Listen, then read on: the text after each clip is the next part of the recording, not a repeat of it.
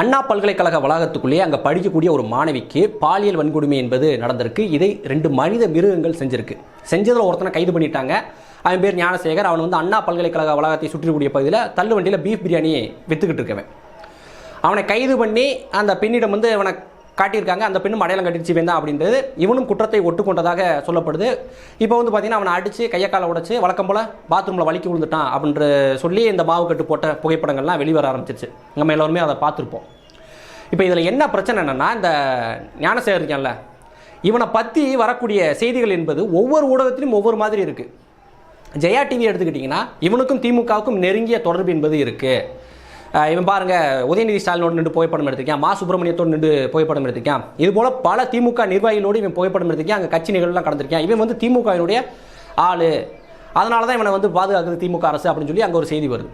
இன்னொரு பக்கம் பார்த்தீங்கன்னா தந்தியில் எழுத்துப்பூர்வமாக என்ன செய்தி போட்டிருக்காங்கன்னா, இவனுக்கும் திமுகவுக்கும் எந்த விதமான தொடர்பும் இல்லைன்னு போட்டிருக்காங்க. இன்னைக்கு காலையில் பாலிமரில் என்ன நியூஸ் வருதுன்னா, அவனுடைய மொபைலில் தான் இந்த மாதிரியான புகைப்படங்கள், முக்கியமான தலைவர்களோடு இருந்த புகைப்படம்லாம் இருக்குது. நீ யாரான்னு கேட்டபோது நான் திமுகவினுடைய இளைஞரணி பொறுப்பாளராக இருக்கேன்னு சொல்லி அவன் சொன்னதாக பாலிமரில் செய்தி வருது. இப்படி ஒவ்வொரு ஊடகத்திலும் ஒவ்வொரு மாதிரி செய்தி வருது. இவங்க இப்படி நீட்டி முளைக்கி செய்தி போகிறதுலேருந்தே நம்ம தெரிஞ்சுக்க முடியுது இவனுக்கும் திமுகவுக்கும் வலுவான ஒரு தொடர்பு என்பது இருக்குது. இவனுக்கு பின்புலத்தில் திமுக இவனை காப்பாற்றுவதற்கான வேலைகளை செய்து கொண்டு இருக்கிறது அப்படின்றத மட்டும் நம்ம தெளிவாக புரிஞ்சுக்க முடியுது. இந்த சந்தேகத்தை வலுப்படுத்தக்கூடிய இன்னொரு காரணம் என்னென்னா, 2 பேர் பண்ணியிருக்கான். ஒருத்தனை கைது பண்ணிட்டீங்க, கையை காலை உடச்சிட்டீங்க. இன்னொருத்த யார், அவனுடைய பேர் என்ன, அவனுடைய இப்போ எந்த விதமான தகவலும் புகைப்படமும் வெளிவரவே இல்லை இன்று வரைக்கும். இவனை அடித்து கையை காலை உடைக்கும் போது கூடவா இவன் கூட இருந்து அவனை காட்டி கொடுக்காம இருக்கான். அப்போ அவன் யார், அவனை பற்றின தகவல் ஏன் இன்னும் வெளிவரவே இல்லை? அப்போ அவனை யார் பாதுகாக்கிறா, யார் இந்த தகவல்களை வெளிவராமல் செஞ்சுக்கிட்டு இருக்காங்க? இந்த மாதிரியான பல சந்தேகங்கள் எழுது.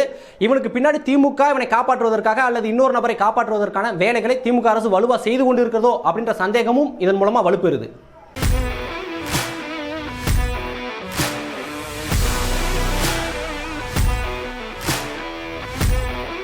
இந்த ஞானசேகர் அப்படின்றவன் முதல் முறையாக இப்படி பாலியல் குற்றத்தில் ஈடுபட்டு கைது செய்யப்படக்கூடிய நபர் கிடையாது.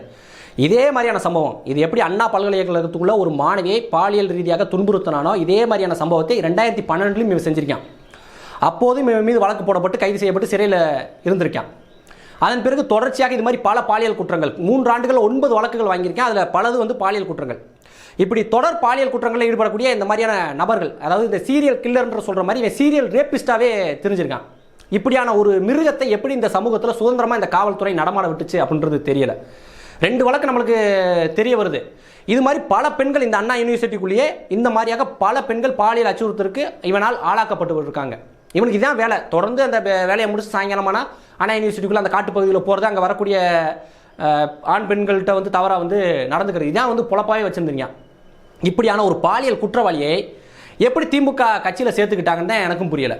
இப்போ உதயநிதி ஸ்டாலினோ மா சுப்பிரமணியமோ சொல்லலாம், எனக்கு யாரும் தெரியாதுப்பா, கட்சிக்காரன்னு சொல்லி வந்தேன், அதனால நாங்கள் ஏதோ மதிப்புக்காக நாங்கள் அவங்க கூட நின்று ஃபோட்டோ எடுத்துக்கிட்டோம் அப்படின்னு கூட அவங்க சொல்லலாம்.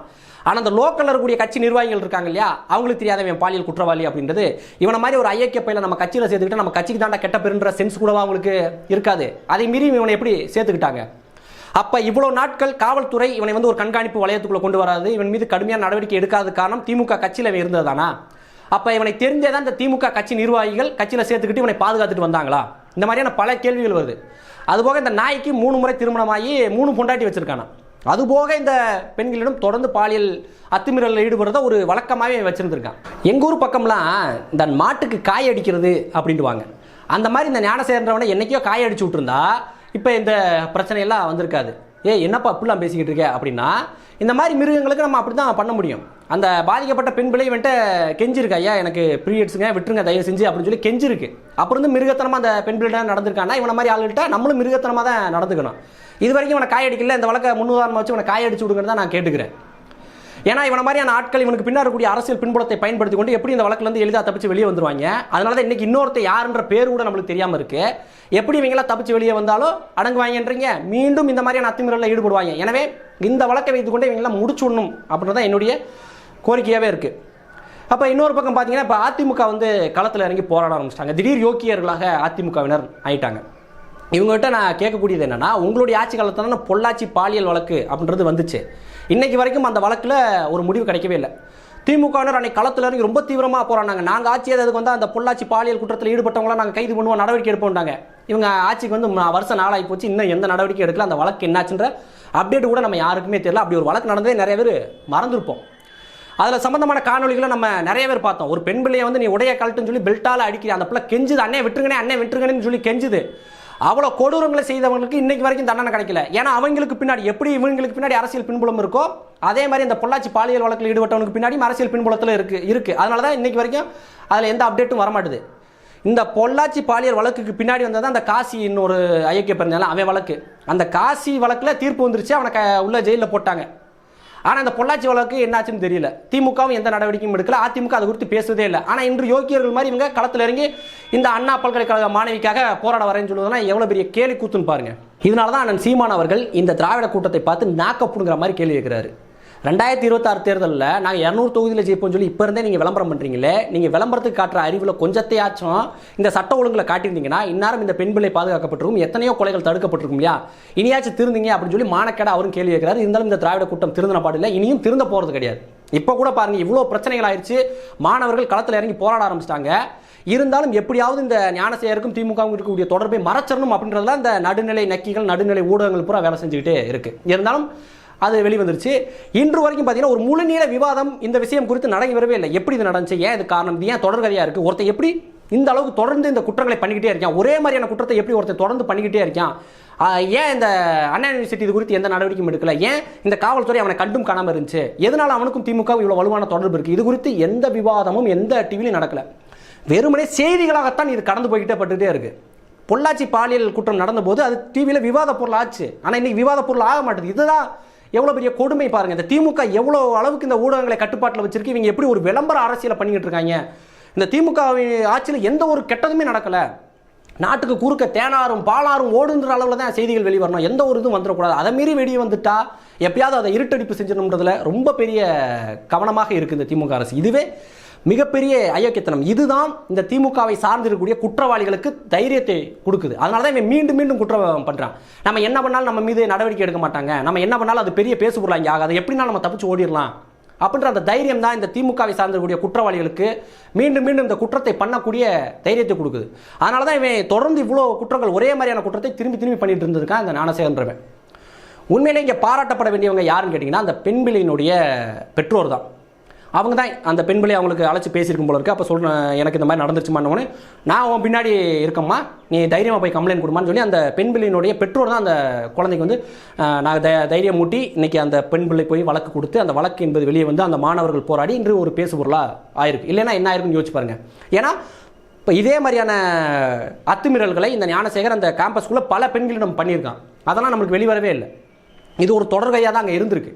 ஆனால் இந்த பெண் வந்து வெளியே கொண்டு வந்தனால தான் இன்றைக்கி இது பேசுபொருளாக இருக்குது. உண்மையிலே அந்த பெண் பிள்ளையோட பெற்றோரை நம்ம பாராட்டி ஆகணும். இது மாதிரி தான் ஒவ்வொரு பெண் பிள்ளையினுடைய பெற்றோர்களும் தைரியமாக இருக்கணும். என்றைக்கு நம்ம பெண் பிள்ளையை ஜட்ஜ் பண்ணிடவே கூடாது. நீ எதுக்கு அங்கே போன, நீ எதுக்கு அங்கே அப்படி பண்ணின, அதனால தான் இவ்வளோ பிரச்சனை ஆச்சு, நீ ஒன்றும் படிக்க வேணாம் வீட்டுக்கு வான்னு சொல்லாமல் அவங்க வந்து தைரியமாக சப்போர்ட் பண்ணாங்க பாருங்க. இது ஒவ்வொரு பெண் பிள்ளையினுடைய பெற்றோரும் வந்து கற்றுக்க வேண்டிய ஒரு விஷயம். இதுலேயும் நிறைய தற்கூரிகள் வந்து கமெண்ட்டில் வந்துட்டு படிக்கிற இடத்துல உங்களுக்கு என்ன வேலை, இருட்டில் என்ன வேலை, இருட்டில் என்ன வேலை, அங்கே எதுக்கு பெண்களை தனியாக போனீங்க, அப்போ அப்படி தான் நடக்கும் அப்படின்னு சொல்லி இன்னும் தற்கூரித்தனமாக பேசக்கூடியவங்க நிறைய பேர் இருக்காங்க. நானும் பார்த்தேன், இந்த 200 வகுப்பில் நிறைய பேர் தற்கூரித்தனமாக இந்த மாதிரி பதிவுகள் போட்டிருந்தான். ஒரு பெண்ணு அவனுக்கு ஒரு ஆணை பிடித்திருக்கோ இல்லை ஒரு ஆணுக்கு பெண்ணை பிடிச்சிருக்கோ, அவங்க தனியாக இருக்க வேண்டும் நினைக்கிறதெல்லாம் எந்த தவறும் கிடையாது. அது எப்படி படிக்க வேண்டிய வயசோ அதே மாதிரி தான் அவங்க அந்த வயசில் அவங்களுக்கு அந்த நெருக்கம் என்பது ஏற்படும். அதை தவறு சொல்ல முடியாது. அவங்க ஏதோ ஒரு சுற்றுலா போயோ இல்லை ஒரு ஏதோ ஒரு பீச்சிலையோ இந்த மாதிரி நடந்துருந்துச்சுன்னா நம்ம சொல்லலாம். பாதுகாப்பாக இருக்க வேண்டிய ஒரு கல்லூரி வளாகத்துக்குள்ளேயே ஒரு பெண் பிள்ளைக்கு பாதுகாப்பு இல்லைன்னா அப்புறம் வேறு எங்கே தான் பெண் பிள்ளைகளுக்கு பாதுகாப்பு இருக்கும்? அது குறித்து பேசணும். அதை விட்டுட்டு நீ ஏமா அங்கே போனேன்னு சொல்லி மீண்டும் மீண்டும் அந்த பெண் பிள்ளை மேலே தவறை போடுவது எவ்வளோ பெரிய ஒரு அயோக்கியத்தனம். அந்த அயோக்கியத்தனம் தான் இந்த 200 ரூபா ஊப்பிகளில் இப்போ பண்ணிக்கிட்டு இருக்கானுங்க. இந்த மாதிரி தனியாக இருக்கக்கூடிய காதலர்களை மிரட்டி அந்த சல்லி நாய்கள் அத்துமீறுவது அப்படின்றது தமிழ்நாடு முழுக்க நிறைய இடங்கள் நடந்திருக்கு. குறிப்பாக பார்த்தீங்கன்னா சுற்றுலா தலங்களில் இந்த மாதிரியான விஷயங்கள் அதிகமாக நடக்கும். தனியாக இருக்கக்கூடிய காதலர்கள்ட்ட போய் மிரட்டி அந்த பெண்களிடம் தவறாக நடக்கிறத நிறைய சல்லிப்பயலுக வழக்கமாகவே வச்சுருக்காங்க. நீங்கள் உண்மையிலே காதலர்களாக இருந்தீங்க அப்படின்னா நீங்கள் இந்த மாதிரி தனியாக போவதை தவிர்க்கணும். முதல் விஷயம். ரெண்டாவது விஷயம், அப்படி நீங்கள் தனியாக போகிறீங்க, நீங்கள் வந்து ஃப்ரீடமாக இருக்கணும் அப்படின்னு நீங்கள் விருப்பப்பட்டீங்கன்னா, யாராவது வந்து உங்களோட வந்து வீடியோ எடுத்து இப்படி மிரட்டுறாங்க அப்படின்னா நீங்கள் அதுக்கு அடிபணியவே கூடாது. வீடியோ தானே எடுத்துகிட்டு போய் எங்கள் பெற்றோருக்கு தெரியும், நாங்கள் ரெண்டு பேரும் காதலிக்கிறோம், நாங்கள் திருமணம் பண்ணிக்கிறோம், நீ யார் அதை வந்து கேட்குறது அப்படின்னு சொல்லி அவங்களை எதிர்த்து பேச வேண்டும். நீங்கள் அந்த இடத்துல பயப்படுறீங்க, அவங்களுடைய மிரட்டலுக்கு நீங்கள் பயப்படுறீங்கன்னு நினச்சிங்கன்னா அவங்க அடுத்த கட்டத்துக்கு நகருவாங்க. எப்படியாவது உங்களை அடிபணிய வேண்டும், அந்த பெண்ணிடம் தவறாக நடக்க வேண்டும் அப்படின்றது அவங்களோட நோக்கமாக இருக்கும். இப்போ வீடியோ எடுத்து மிரட்டுறவன் மறுபடியும் வந்து அந்த பெண்ணை வந்து அச்சுறுத்தி அந்த வீடியோவை எடுத்துக்கிட்டும் மிரட்டிக்கிட்டு தான் இருப்பாங்க. அதே தான் அந்த ஞானசேகர் செஞ்சுக்கிட்டே இருந்தான். நீங்கள் வந்து ஏதாச்சும் போய் என் மேலே கம்ப்ளைண்ட் கொடுத்தீங்கன்னா அந்த வீடியோ வந்து நான் சமூக வலைதளங்களை விட்டுருவேன்னு சொல்லி மிரட்டி தான் ஒவ்வொரு பெண்ணையும் படிய வச்சான். நீங்கள் பணிவதற்கு மறுத்தீங்க, முடியாத நீ என்ன வேணா பண்ணிக்கடா, எங்கே வேணா போட்டுக்கடா போடா அப்படின்னு சொல்லி நீ தைரியமாக பேசுனீங்கன்னா அந்த நாய்களுக்கு கொஞ்சம் அச்சம் வரும். சரி கொஞ்சம் பார்த்துருப்போம் அப்படின்ற ஒரு பயம் வரும். அந்த பயம் உங்களை வந்து காப்பாற்றிருக்கும். நீங்கள் பயந்தீங்கன்னா அந்த நாய்கள் வந்து உங்கள்கிட்ட அத்துமீறல் செய்யத்தான் செய்வாங்க, உங்களை அடிபணியை வைக்கணும் தான் நினைப்பாங்க. இப்போ இந்த விஷயத்தில் எடுத்துக்கிட்டிங்கன்னா கூட இருந்த ஆண் நண்பரை அந்த 2 அயோக்கிய பையெல்லாம் அடிச்சிருக்காங்க, அடித்து துன்புறுத்தி விரட்டி விட்டாங்க. அந்த ஓடிப்போன அந்த ஆண் நண்பருக்காச்சும் அறிவனா, சரி அந்த பெண்பிள்ளை தனியாக இருக்குது, ஏதோ ஒரு பிரச்சனை ஆயிருமே, நம்ம ஓடி போய் யாராச்சும் கூட்டு வரணும், அங்கே கூடிய செக்யூரிட்டியை கூப்பிடணும், இல்லை சத்தம் போட்டு யாராச்சும் கூப்பிடணும், பக்கத்தில் யாராச்சும் இந்த மாதிரி உட்காந்துருந்தா கூட அவங்களையாச்சும் கூட்டு வரணும், ஆண்களையோ பெண்களையோ கூட்டு வந்திருந்தா அவனை ஏதாச்சும் பண்ணி ஒரு தடுத்திருக்க முடியும்ல அப்படின்ற சென்ஸ் இல்லாமல் அவன் வாட்டில் தப்பிச்சு ஓடி இருக்கான்னா அவனுடைய மனநிலை என்னன்றது புரியல. இவ்வளோ பலவீனமான ஆட்களை பெண்கள் தேர்ந்தெடுக்கக்கூடாதுன்னு தான் நான் கேட்டுக்கிறேன். நீங்கள் ஒரு பெண்ணை வந்து நீங்கள் அழைச்சி பேசணும், தனியாக அவனோட இருக்குன்னு நினச்சா உங்களுக்கு தைரியம் இருந்தால் அந்த பெண் பிள்ளையை கூப்பிடுங்க. அந்த பெண் பிள்ளைக்கு என்ன நடந்தாலும் நான் உங்களால் பாதுகாக்க முடியும், குறைஞ்சபட்சம் அதை தடுத்து விட முடியும் அப்படின்ற மன வலிமையும் உடல் வலிமையும் இருந்தால் மட்டும் நீங்கள் பெண் பிள்ளையிட வந்து தனியாக இருக்குன்னு நினைங்க. அதை விட்டுவிட்டு என்னமோ நடந்துட்டு போகுது அந்த பிள்ளைக்கு அப்படின்னு நினச்சி ஓடுறவனா எதுக்கு நீங்கள் காதல் பண்ணுறீங்க அப்படின்றது புரியலை. எனவே ஆண்கள் திருந்த வேண்டும். உங்களுடைய சுயநலத்துக்காக ஒரு பெண்ணை வந்து பலி கொடுத்துறாதீங்க, உங்களுடைய தவறான எண்ணத்துக்காக ஒரு பெண் பிள்ளையை பலி கொடுத்துறாதீங்க அப்படின்னு தான் இந்த ஆண்களிடமும் வந்து நம்ம வலியுறுத்தணும். இனி வரும் காலங்களிலாச்சும் அண்ணா பல்கலைக்கழகத்துக்குள்ளே இந்த மாதிரி ஒரு சம்பவம் நடக்கக்கூடாது அப்படின்னா அவங்களோட செக்யூரிட்டி சிஸ்டத்தை டைட் பண்ணணும். அந்த சிசிடிவி எதுவுமே வேலை செய்யலைன்னு சொல்கிறாங்க, அப்புறம் எதுக்கு அந்த சிசிடிவின்னு தெரியல. எனவே அனைத்து சிசிடிவிலையும் சரி பண்ணணும். ஒரு குறிப்பிட்ட நேரத்துக்கு அப்புறம் இந்த பகுதியில் இந்த அடர்த்தியான காடுகள் இருக்கக்கூடிய பகுதிகளில் யாரும் பசங்க ஸ்டூடெண்ட்ஸ்லாம் போகக்கூடாது அப்படின்ற மாதிரி கட்டுப்பாடுகளை போடணும். அங்கனக்குள்ளே செக்யூரிட்டிஸை போடணும். எல்லா கேட்லையும் வந்து செக்யூரிட்டிஸை வந்து டைட் பண்ணணும். அதுபோக ரோந்தில் அதிகமாக செக்யூரிட்டிஸ் போவதற்கான திட்டங்களை வந்து கொண்டு வரணும். அதுபோக வெளியே காவல்துறையும் இந்த மாதிரி தொடர் குற்றங்களில் ஈடுபடுறவங்களை கண்காணிப்பு வளையங்கள் கொண்டு வரணும். பாலியல் குற்றவாளிகள் மீது கடுமையான நடவடிக்கைகள் எடுக்கணும். இந்த மாதிரி நிறைய கோரிக்கைகள் இருக்கு. இந்த வழக்கை முன்னுதாரணமாக வச்சாச்சும் இதையெல்லாம் வந்து கண்டுணர்ந்து இந்த தவறுகளை எல்லாம் சரி செய்வார்களா அப்படின்றத நம்ம பொறுத்திருந்து பார்ப்போம். மேலும் இந்த வீடியோ சம்பந்தமான உங்களுடைய கருத்துக்களை கமெண்ட்ல தெரிவிங்க. என்னால் முடிஞ்ச பதில்களை நான் சொல்றேன். வீழ்வது நாமாயினும் ஆள்வது தமிழாகட்டும். நன்றி.